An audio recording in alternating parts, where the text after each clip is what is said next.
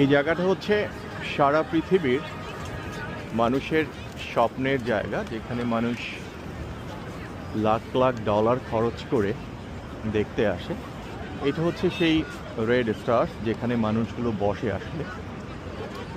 একটা কথা বলেছিলাম না যে আমার চোখে তোমরা পৃথিবী দেখবে, তো এইটা হচ্ছে সেই কি বলে কথা, ঠান্ডা লাগছে, ঠান্ডায় কথা ঘুরে যাচ্ছে। সেন্ট্রাল পয়েন্ট যেটাকে বলে।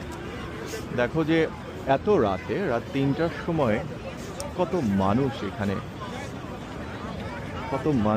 এখানে এখনো এনজয় করছে জায়গাটাকে।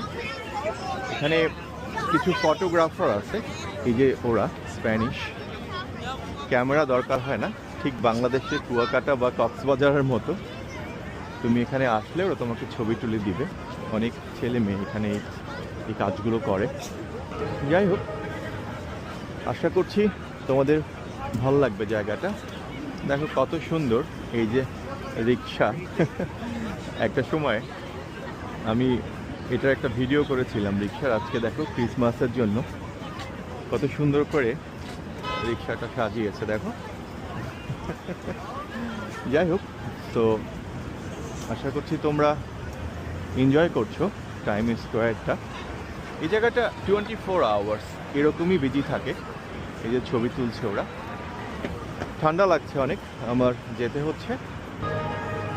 ভালো লাগলে জানিও আমেরিকার কোন কোন জায়গা তোমাদের পছন্দ, কী কী জায়গা তোমরা দেখতে চাও।